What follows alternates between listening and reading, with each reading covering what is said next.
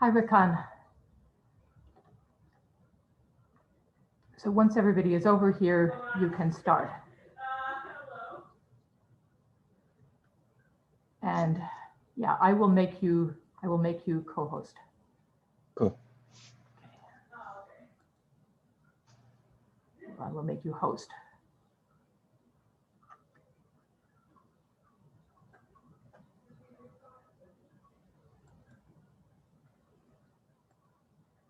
Except, Rakan, that means that you have to deal with letting people in. There is a waiting room. Oh, can you just give me screen sharing permission? Oh, okay. Because if I got wait a minute. In that case, don't make. Can you make me host again? And can you tell me how to give you screen sharing without? Sure. Okay. There's either settings or security at the bottom of and the tab at the bottom. Security. Mm-hmm. Yeah, that one. Okay. Screen sharing should be there as an option. Yeah. Mm-hmm. Yeah. So I clicked on that. But it doesn't give me an option to. You mean I should click?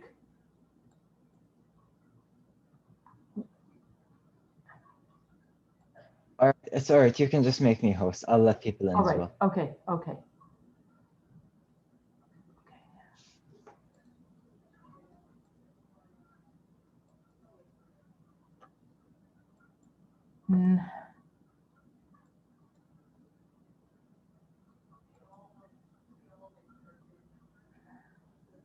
Fortunately, it says I'm host, but it doesn't give me the option to make anybody else host.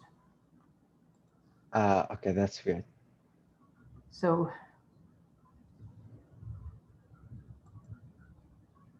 wait a minute.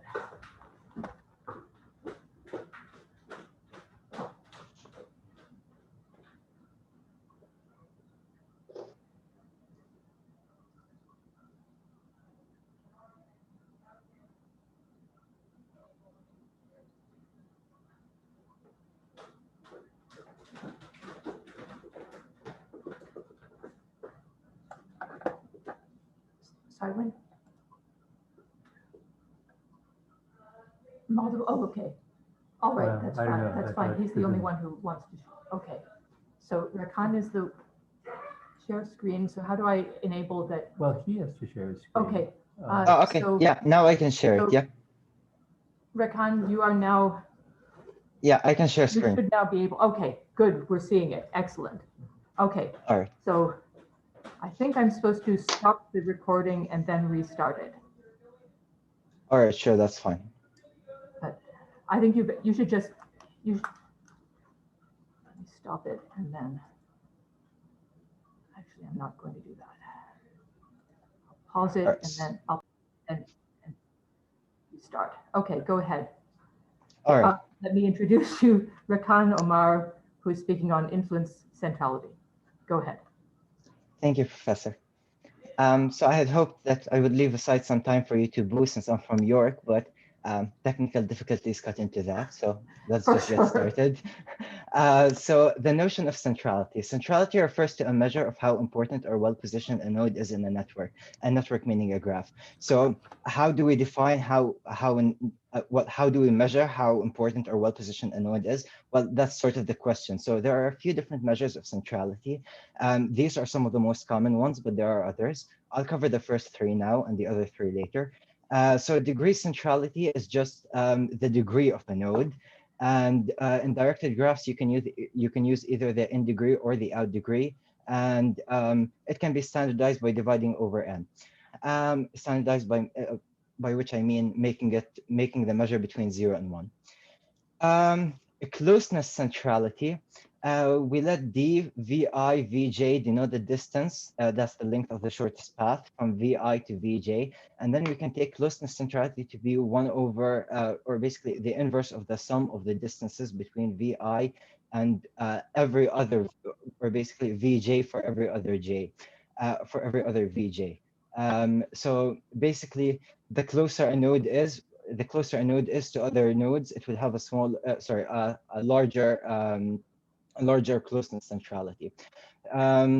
So this can be standardized by multiplying by n-1 because otherwise it would be too small. The largest value of the first one would be 1 over n-1, so we can standardize by multiplying it by that factor.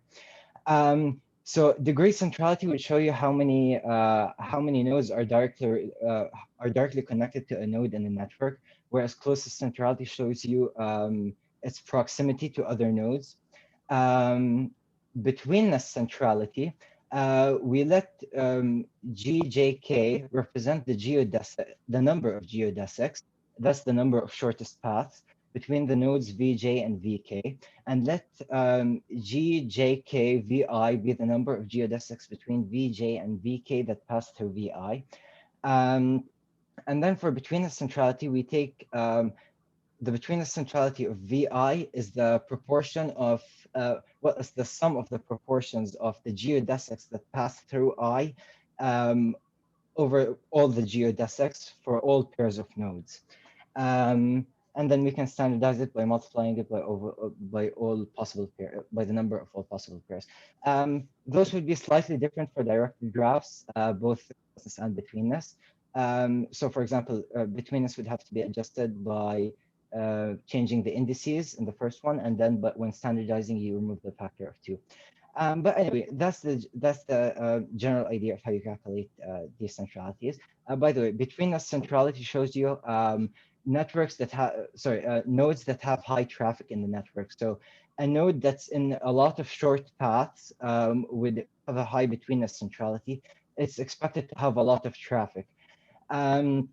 So all of these measures have different uses. So basically, so the degree centrality would show you how many, in a friendship network, the degree centrality would show you how many friends a node has, and a node with a lot of friends would be popular. Closeness centrality might be used to measure proximity to other things. So I don't know, you might want to locate an ATM near other things or further away from other ATMs. So you would use that. Betweenness centrality, as I said, high traffic nodes. So you might be looking at high traffic streets if you're analyzing traffic, street traffic, or maybe aisles that you can put advertisement in or something like that. I'll get to the other three. I'll get to the last three types of centralities that I put in the first slide in a bit. Well, at the end of the presentation. But for now, I'm going to start on influence centrality. So basically, influence centrality is an original measure of centrality that I'm presenting here. And here are first presentation and assumptions we have. So let G be a simple weighted directed graph with n nodes. Suppose that all arcs in G are or can be standardized, so that the weight of any arc is less than or equal to 1. And suppose further that the weighted in degree sum of any node Vi is less than or equal to 1. So again, basically the sum of the in degrees for any node is at most 1. And by this notation, I let EJI represent the edge between the edge going from J to I, and WEJI would denote the weight of that edge. The last thing is that the nodes have to be standardized values that represent the relative value of the resources directly under a node's influence or access in the network. So this is actually information that's not from the graph itself. In cases where this might not make sense, you can just use 1 for all values. That's one way to do it. But in most cases where you're using influence centrality specifically, the value function will make sense. I'll talk more about the value function. I'll give examples of it a bit later on. But basically, it's something from outside the network, so it's not something you can work out. You have to have external information on it. And yeah, we begin with our nodes already valued with this value. So now for influence centrality, defining the main component, which I call power or total influence. We define PVI, the power of node VI, to be the value of VI. Oh, by the way, VVI denotes the value of VI, the value function I was just talking about. So the value of VI plus the sum of the sum of the weight of the arc going from I to every other node to node J multiplied by the power of node j itself for every other node j. So what does this actually mean? It means that for each successor in the network, so I'm actually going to show a small demonstration now just to give an idea of Please do. oh sorry, something is wrong here. I have Oh, you're, okay. Yeah, my Zoom chat is like open and I can't close it. uh, hmm.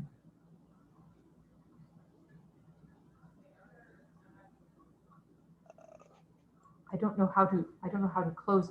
Well, Okay, there 1 second. should be a It's red. fine. You It's fine. finish. It's fine. Yeah. All right. So anyway, um, so I'm just going to give a small example here to demonstrate how the power can be calculated.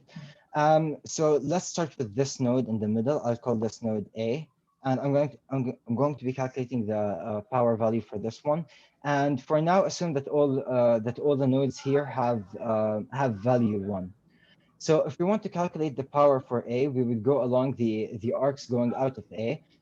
The arc from A to this, there is no arc from A to this node. Similarly, there is no arc from A to this node. So the weight would just be 0. Similarly, there's no arc from A to itself. By the way, we're looking at simple directed graphs. So multi-edges and loops are not allowed. So will never have so no node can have an arc to itself. Um, so anyway, going along okay, I can just write this out here.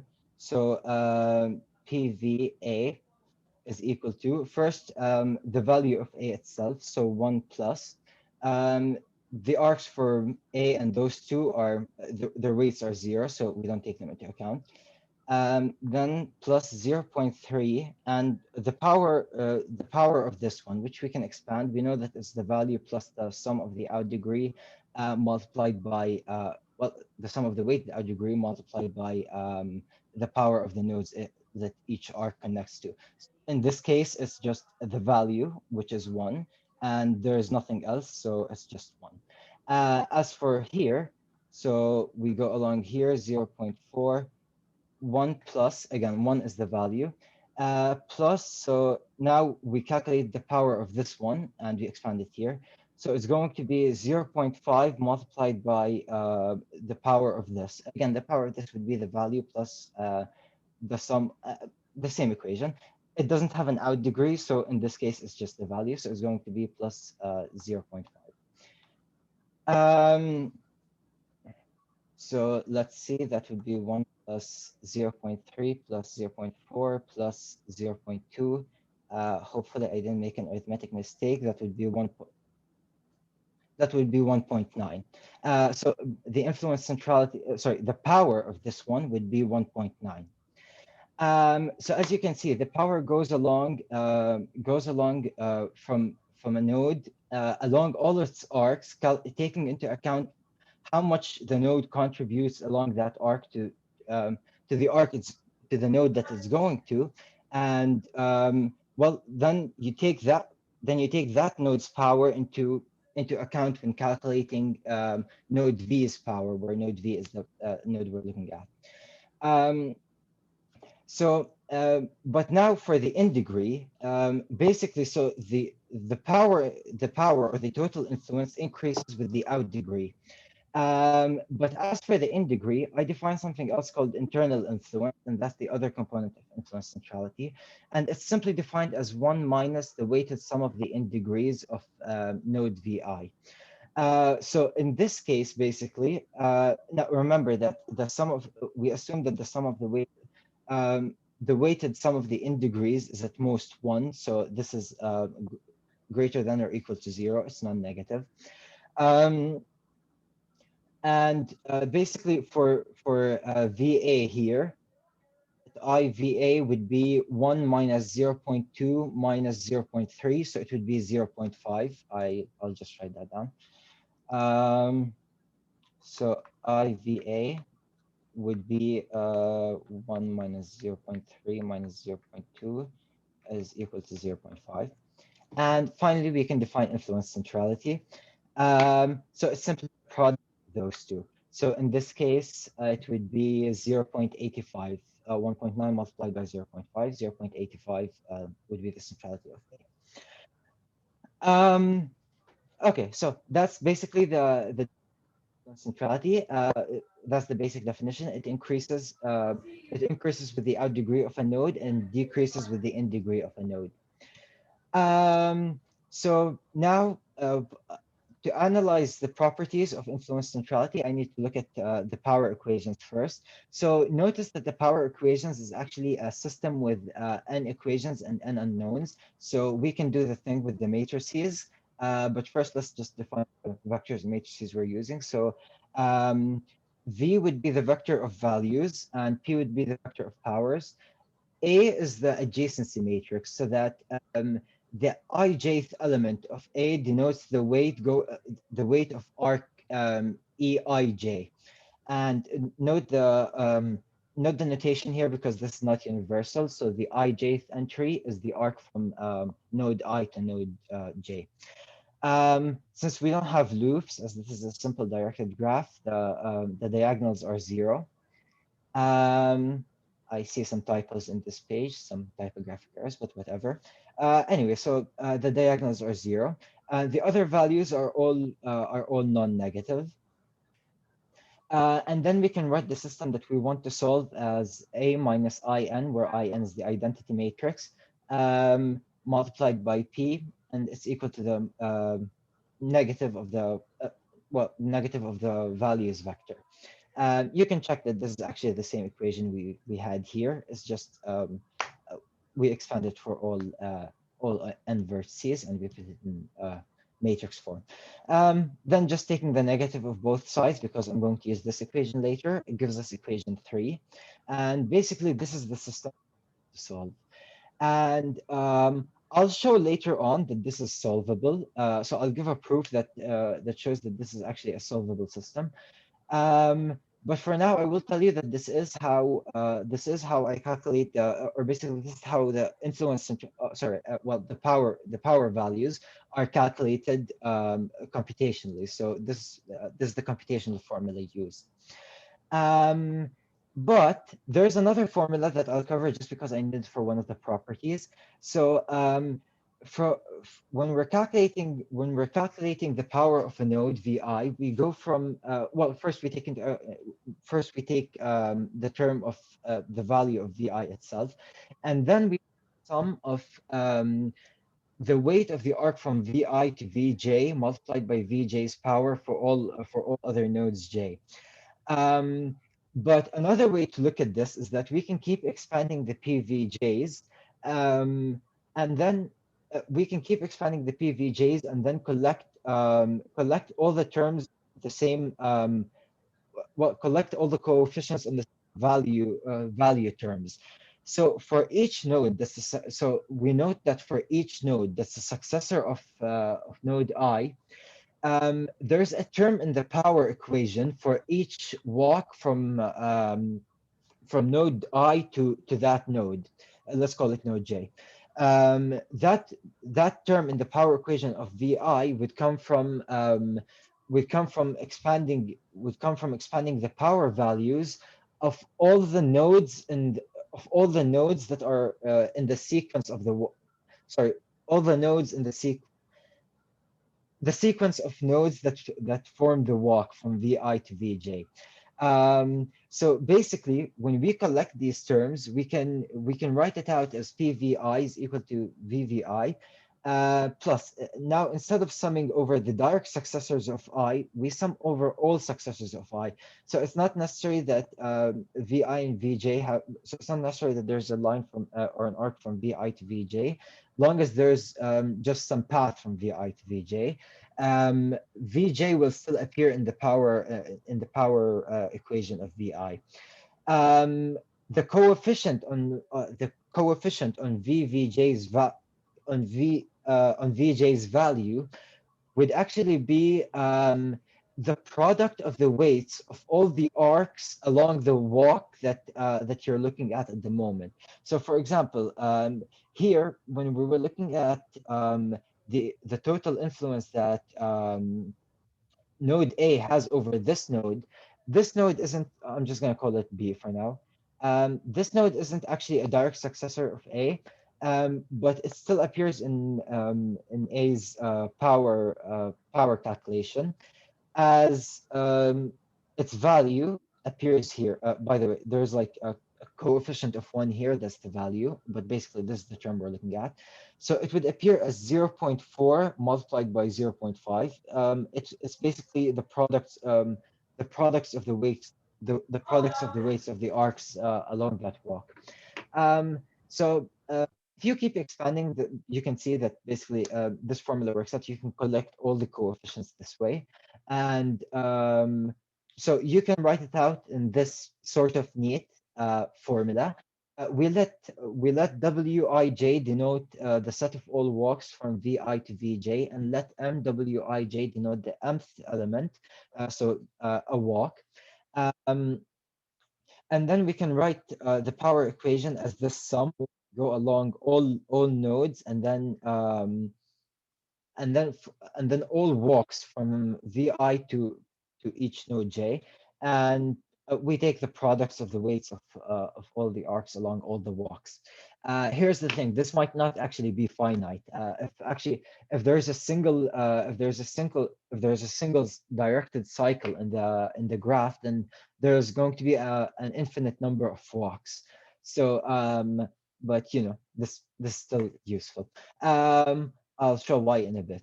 So now we can start on the properties of influence centrality. The first property is sort of trivial, but it's the influence centrality of any node Vi is greater than or equal to 0. It's the influence centrality is non-negative. For this, just recall the first equation for influence centrality. It's the product of internal influence with power. For internal influence, we have 1 minus the sum of the indegrees of a node, but we assumed initially that the weighted sum of the indegrees of a node is at most 1. So this value is it's between 0 and 1. It's on the interval 0 and 1. I'll write this out.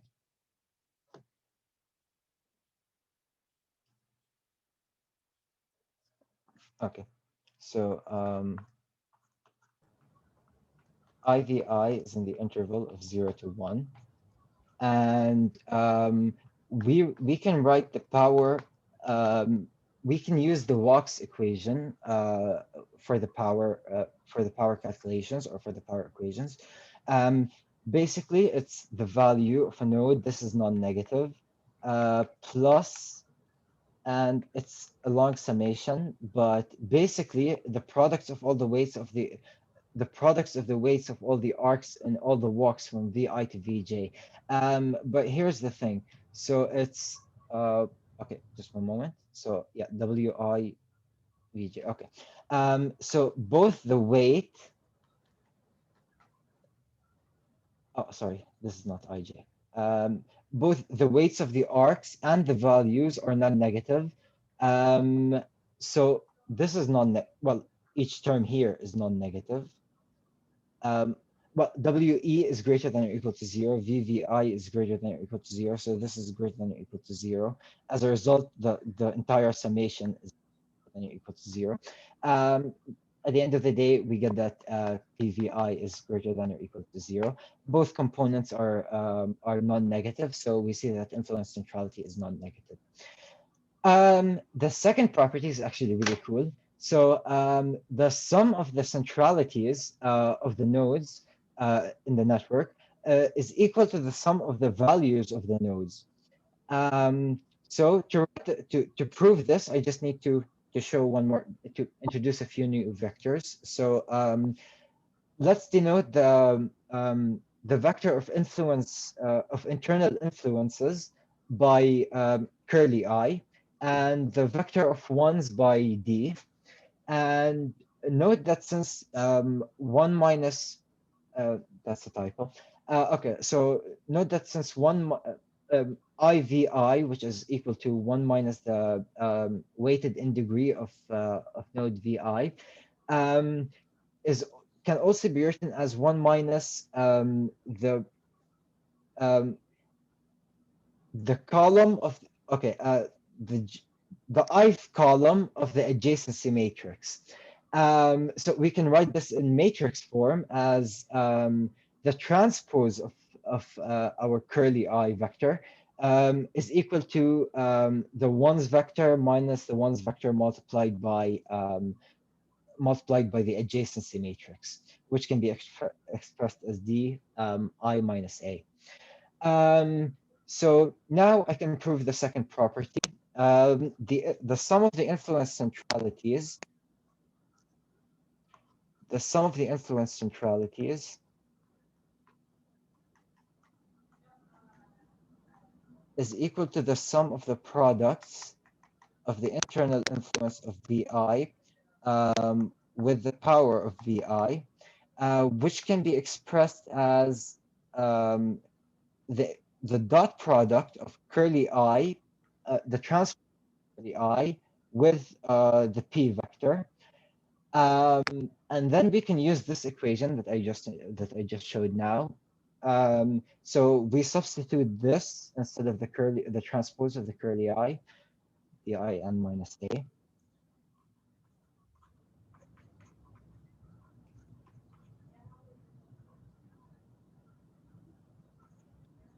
And you may recognize it, but this is actually the equation that we were looking at a bit ago. So in minus a dot p can in minus a dot p is equal to v or negative. Oh yeah, it's v. So in minus a dot p is equal to the values vector because of the, well, that's the system we were solving earlier. That's how we calculate the power equations. So we can write this as dv, and what I did here is I substituted v in here from this equation, equation 3. So now we have dv, and this is actually equal to the sum of the values. You can check it, but it's just the dot product, and you would be taking the sum of the values. Yeah, so that's all.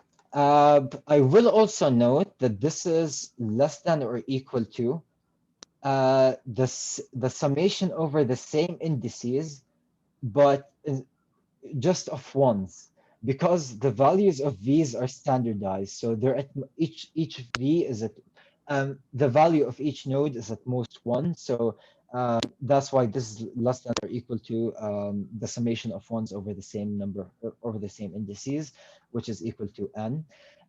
So now we have, so by the way, I finished the proof for property 2 here, but I just added this part because we'll need it a bit later. So now we have property 2 that the sum of the influence centralities for all the nodes is equal to the sum of the values for all the nodes. And now it's quite easy to prove 3. So basically, property 3 is gives us an upper bound for the influence centrality of any given node.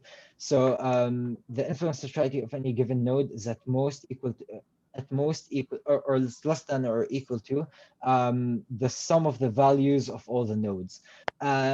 This follows pretty easily because the CIs are non-negative by property 1. So CI VI is less than or equal to CI VI plus the sum over all j that aren't I, CI VJ.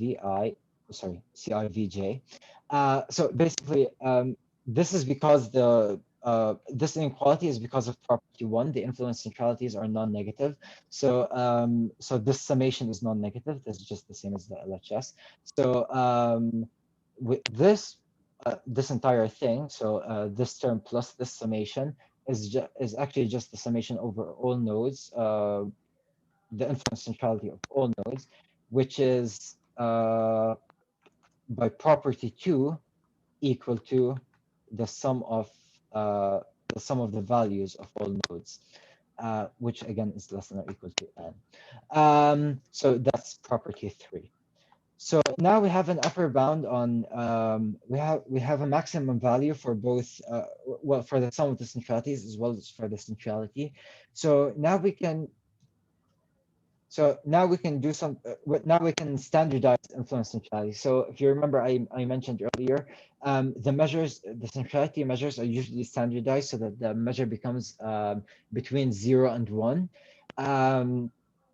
So first, for the nodes, to get the influence centrality to become between 0 and 1, we can simply divide by the sum of the values, since that's the maximum value for any centrality. But we can also divide the number of by the number of nodes n, since it's greater than or equal to v.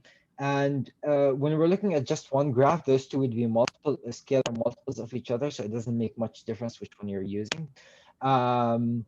When you're looking at multiple graphs, or basically if you were comparing two similar graphs, or if you're comparing two or more graphs, then standardizing over the values removes the factor of how rich or valuable the network overall is when you're looking at the influence centrality of any particular node. Whereas standardizing over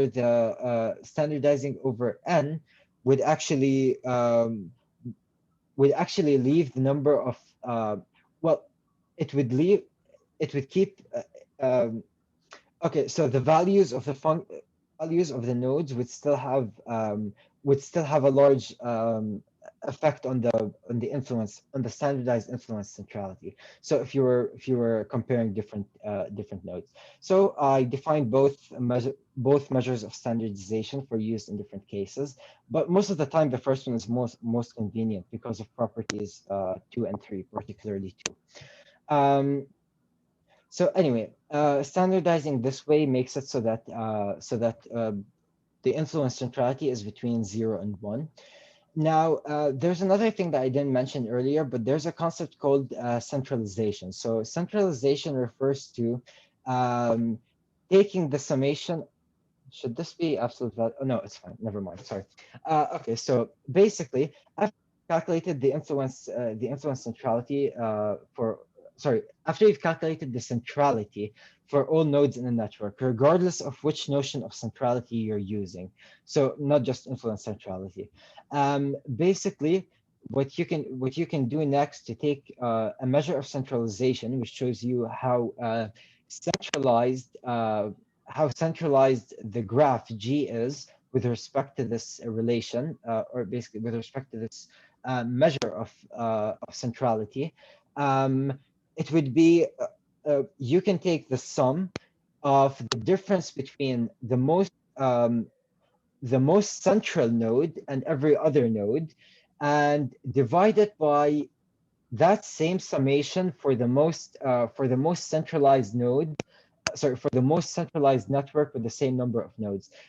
So what I mean by this is, and by the way, it's usually the most centralized network is usually this one. I'm not really sure if there are measures of centrality in which this isn't the most standardized. Maybe betweenness centrality. So I'm drawing the star network. It's just where there's one node in the center, and then it has, well, in a directed graph, it would have nodes going to all arcs going to all other nodes. In a non-directed graph, it's just it has arcs with all other nodes.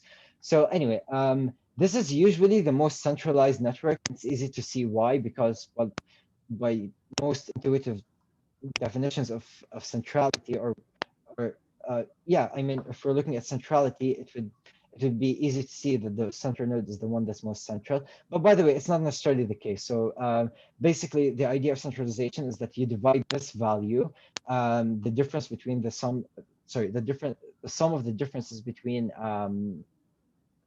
the most central node and the other nodes, by the network for which this value would be maximized. So it would be the most centralized network.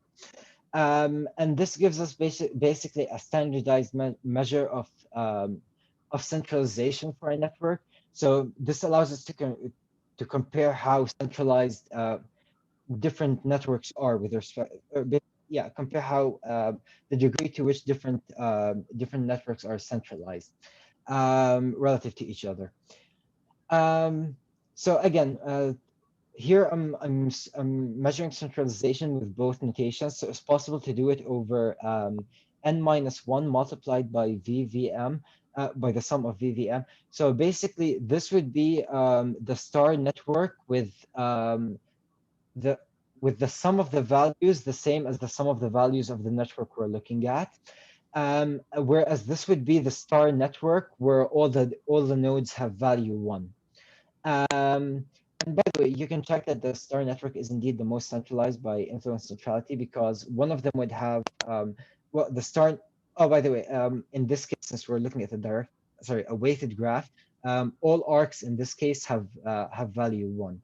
So anyway, you can check that that um, the star network is the most centralized by the notion of influence centrality, because this central this central node actually has its centrality equal to well, its I component, its internal influence component is 1, because it doesn't have an n degree, and its power component is actually just the sum of all the values in the network, because it has an arc of 1 going to each other node in the network.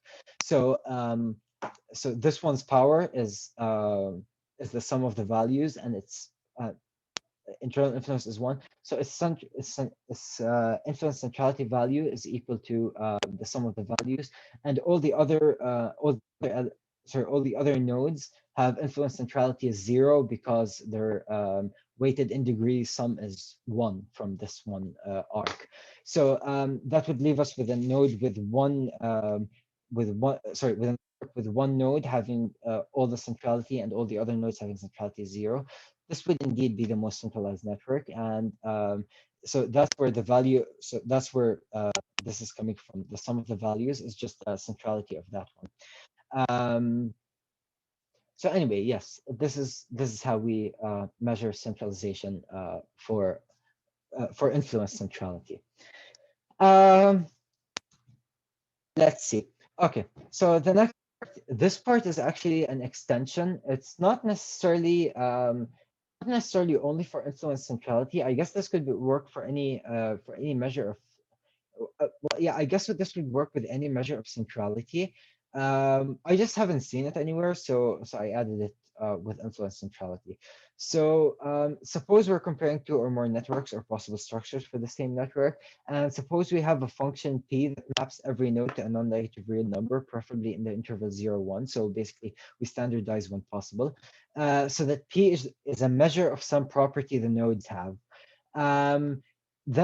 Then we can use, so basically by some measure, by a measure of some property the nodes have, I mean a property like damageability or reliability or something like that. So again, it's not something from the network itself, but if you had a measure like that, then what we can do is we can use the corresponding weighted measure, p prime, by taking it to be the product of the measure p multiplied by the standardized influence centrality of the node v. So where c prime could be ci prime could be either one of the standardizing centrality notations, influence centrality notations. So once we have this weighted measure, we can also take weighted average with respect to centrality. So basically the sum of this divided by the sum of the standardized centrality values. And we can take that as a measure of the degree to which the graph represents this property that's represented by P. And by the way, note that with standardization over values, so with the first notion of standardization, the denominator is actually 1 due to property 2. So if you remember, the sum of the centrality values is equal to the sum of the values of the nodes. So if we divide the centrality of all the nodes by the sum of the values, then it would follow that the sum of the standardized centralities would be 1 over the sum of the values multiplied by the sum of the centrality values, or the original centrality values. So that would end up being equal to 1. So Yeah. Anyway, here are two measures that actually are from the graph itself. So uh, the name shouldn't be taken too literally. The names shouldn't be taken too literally, but I'm calling them reaction speed and stability. So reaction speed is just defined to be the same as internal influence. So reaction speed decreases with a higher in degree. And then stability, 1 minus the weighted out degree of a node divided by n. So basically stability decreases with the out degree, with the weighted out degree of a node. The name shouldn't be taken too literally, but I just defined it this way because, well, it would make sense that a node can react slower if it has more in degree, especially since, especially if we're looking at a network where like a node's out degree is dependent on its in degree, so like a trade network or something. Similarly, the stability decreases with out degree, so that if the node if the network is really dependent on one node, then that node would count as unstable because damage to that node would damage the entire network. So by the way, by this measure, this central node here would get a stability value of 0. I think it's, yeah, its reaction speed would be 1. And anyway, then we can take the weighted reaction speed and weighted stability to be, well, as defined in the earlier page. We just multiply them by the standardized influence centrality. Okay, so generalization. So we were looking at one graph, and by the way, I didn't spend much time on the introduction, but basically, we're assuming that something is flowing along these. What not really assuming that. What I mean is, basically, this is okay. The notion of centrality here is defined for real world applications. We're assuming that the arcs actually represent something, and so yeah, basically whatever the arcs represent, that would be called the relation. In social network analysis, that would be called the relation. Um, so basically, I didn't spend much time talking about what the relation would be. I You know what? Okay, I'll talk about the relation more a bit later. But for now, basically, earlier we were looking at a node, sorry, at a graph with all its arcs representing the same relation. So all the arcs meant the same thing. They just had different weights, and of course, they're going from different nodes to different nodes. But basically, they all represent the same thing. So if the arc represents has influence over, then all arcs represent have influence over. But we can extend this to multi-digraphs, so that if you have multiple directed relations representing different things, um, then the proper way to measure influence centrality for those would be to measure them separately for each one. And especially note that since the nodes are valued and that the value is relevant to the relation or dependent on the relation, it would make more sense to actually use multiple graphs with the same nodes, like basically separate the relations. So it would make more sense to measure each relation, the influence centrality for each relation separately. And it might make sense to, well, it usually makes sense to split them into different graphs, because the values wouldn't be the same thing for different relations. So let's say you were looking at a trade network. Um, buys from would basically, the values for buys from would not be the same as the values for the same network when you're looking at the relation sells to. I'll actually talk about what those relations would be in a moment. Similarly, you can be analyzing like the structure of a company or something, and there might be formal influence and social influence. So two co-workers may not have any contractual obligations to each other, and they might not have any actual influence over each other in the workplace, but they might be friends and so still have like social influence over each other. So anyway, in some cases, it makes sense to have like multiple relations, and then you can um, you can measure influence centrality separately for each of those relations, and uh, then you can take the average centrality of, sorry, I think there's a typo here. We can also take the average centrality. Okay, so basically we take the average centrality of each node over the multiple relations. What I mean by that is if you calculate like influence centrality for 3 different relations, then you would just take the average for each one, and basically that's a new, well, that might be your finalized measure of centrality that you're using for the network. So basically, imagine a trade network. A really important seller would might not have.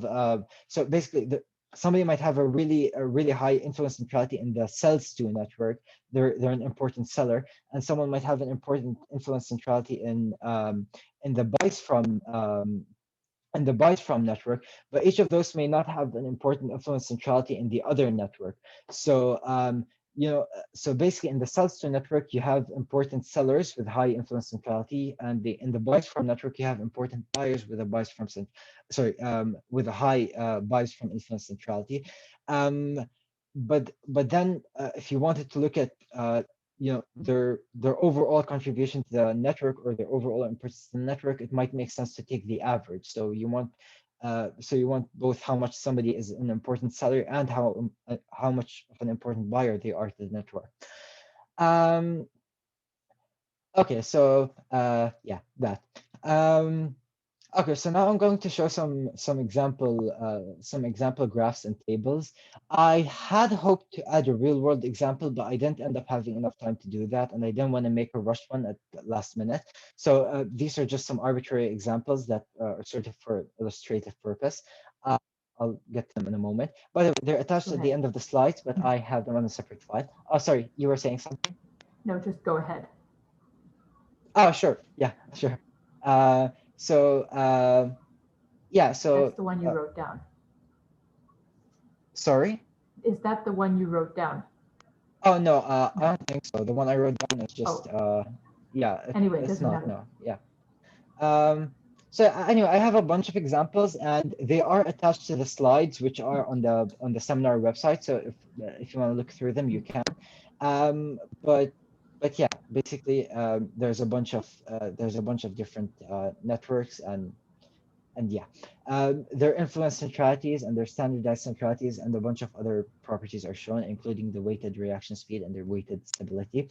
Note a few things. You can see 32 here. So I left the last row, which represents well, G, the entire network. For the value cell and the influence centrality cell, I just use the sum of the influence centralities and the values, just so you can see property 2. Whereas those are actually the centralization measures. So this is the centralization of G over the values of N, sorry, over the values of G, of the values of nodes in G, whereas this is the standard, this is G, the centralization of G over N, the number of nodes, by the second notation. And also you can see that if you have like a symmetric graph, or if like 2 nodes are identically positioned in a graph, then they would have like those properties all identical. And yeah. Yeah, so that's pretty much it for the examples. Those are just meant to be illustrative. They're sort of arbitrary. But yeah. Now, as for what influence centrality can actually be used to model, well, it can actually be used to model a bunch of stuff. But I want to give a few examples so that you have a good idea of what the value function actually represents. So suppose that we were looking at social influence. And by the way, when I designed influence centrality, I had initially made it for looking at how centralized decision making is in a network. So the first relation I actually designed influence centrality for was has influence over. And then you can the value of V to be V is direct resources in the network. And okay, so the way to think about this is the value function is what's being contributed through the arcs. If the arcs were represented buys from, so if this is a trade network and the arcs are represented buys from, then you can use for value V's total production. If the arcs represent cells too, then you can use for the value of V's total spending. If the arcs represent traffic or the weights of the by the way, in all cases, I mean the weights of the arcs, or basically as the relation that's shown by the arcs, and the degree to which that relation is transmitted would be the weight of the arcs. Anyway, so if the relation is traffic, then the value function would be population or crowd. So the way to think about the value function is that it's actually, actually, the way to think about this is that the arcs are actually a proportion of the value function. So yeah, so the arcs show a portion. Sorry, the arcs show a portion of the value function. So what I mean by that is, suppose that this was a network. So suppose that this was a network where the arcs represented has influence over. So okay, so an arc with weight 0.2 would mean that 0.2 of this node's basically direct resources are well, the portion to which node A's direct resources are influenced or controlled by this node is 0.2. So it's sort of like a percentage expressed in decimal value. That's what the arcs are supposed to be. So they're like a portion of the value. So that's how you decide what the value function should be for the node that you're looking at. One thing that's important to note is that you don't want to use, due to property 2 and the the internal influence, you don't want to use a relation that's completely restricted to the network. So for example, if you were looking at a trade network, you shouldn't look at only basically when you're looking at total spending or a total production, it shouldn't be total spending in the network or just total spending to other nodes in the network, because then you would have like then the in degree of all nodes would the weighted in degree of all nodes would end up being 1, and you would end up with 0 for all influence centralities. So you want to use total spending as an actual total spending, not just in the network. So let's say like let's say you had a network of company spendings, and okay, so let's say that you had let's say you had a network of companies, and you had their spending and basically you had their spending in categories. You wouldn't, and okay, so if it's like the production, if it's the production network, you wouldn't actually use the total spending in the production process or the total spending for production. You would use the total spending for the entire company, so everything they use for advertising as well, and any other expenses and such. Even if these nodes, the nodes to which the arcs would actually go to, aren't actually in the network. So even if you're looking at just the production network, you wouldn't look at just the total spending to buy resources or stuff that they need for production, because then you would end up with all nodes having an internal influence of 0, because you're literally allocating all the resources in the nodes. So that's why you want to look at like a more general value function, something that's greater than the network itself. That might make sense in most cases. So yeah, anyway, so that was to give an idea of what the value function represents. There's pretty much just one more thing left. So eigenvector centrality and its variations. So eigenvector centrality is, well, remember I mentioned 3 types of centrality measures that I didn't define earlier. So eigenvector centrality is actually a refinement of degree centrality. So rather than just looking at the degree of a node, you look at the degree of its, or basically you look at its direct successors, and you take their eigencentrality as well. This may sound familiar. That's because it's actually very close to the power function. So basically, the idea of eigenvector centrality is that it takes into account not just how connected a node is, it's how well connected a node is. By the way, I'm running low on time, so I'm going through this slide quickly. But yeah, basically, there's another variation of Giving you extra time because you started late. that's all right. There's a variation of eigenvector centrality. So one of the flaws of eigenvector centrality is that you end up with some nodes having zero, even though they intuitively should have a value, just because of the way that things are connected. So a solution to this is the Kath centrality gives a bit of free centrality away to each node. That's the constant beta. And then lastly, you have PageRank centrality. Well, PageRank centrality is basically the same as either one of those, so you can use it with the constant or without, with the COTS constant or without. But when you're looking at the basic, oh, by the way, in all of these, we're using the in degree. I'll talk more about this in a bit, but basically we're using the in degree here, and well, when you're looking at the in degree of a node and the centrality that's being contributed from that in degree, you would also divide by the out degree of that node. So the idea behind this is that basically just because okay, Amazon is a very central node by any measure, but just because someone is a seller on Amazon doesn't mean they should get like the full centrality of Amazon contributed to them. They would actually have a very minuscule part of Amazon's centrality being contributed to them because, well, Amazon has millions of other sellers.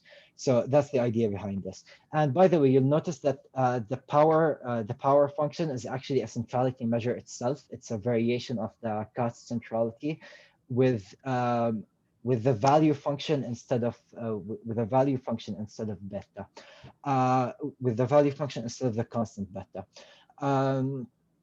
And by the way, in some cases, so like if you were looking at a friendship network and then it made no sense to use values and you used all the values as one, then in that case you would actually be using well, the power function would actually be the Kath centrality. So anyway, influence centrality is a variation of eigenvector centrality and Kath centrality. The most major difference being that it takes into account internal influence, which so basically it weakens a node's. One moment, I have notifications. So anyway, so it weakens a node's. Sorry, what's the forium for?